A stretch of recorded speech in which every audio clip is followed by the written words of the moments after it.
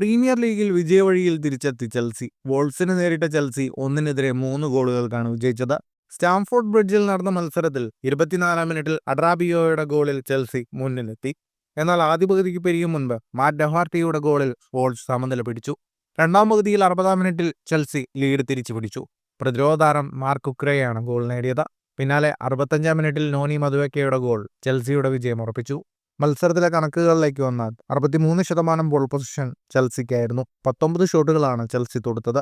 7 shot on target. 560 പാസുകൾ 88% കൃത്യതയോടെ Chelsea പൂർത്തിയാക്കി. 9 ഷോട്ടുകളാണ് വോൾസ് തൊടുത്തത്. 4 ഷോട്ട് ഓൺ ടാർഗറ്റ്. ഈ വിജയത്തോടെ പ്രീമിയർ ലീഗിൽ 22 മത്സരങ്ങളിൽ നിന്ന് 40 പോയിന്റുമായി ചെൽസി 4-ാം സ്ഥാനത്തേക്ക് തിരിച്ചെത്തി. 22 മത്സരങ്ങളിൽ 16 പോയിന്റുള്ള വോൾസ് 17-ാം സ്ഥാനത്താണ്. ഫുട്ബോൾ ലോകത്തെ കൂടുതൽ വാർത്തകൾക്കും വിശേഷങ്ങൾക്കുമായി സ്പോർട്സ് കഫേ സബ്സ്ക്രൈബ് ചെയ്യുക.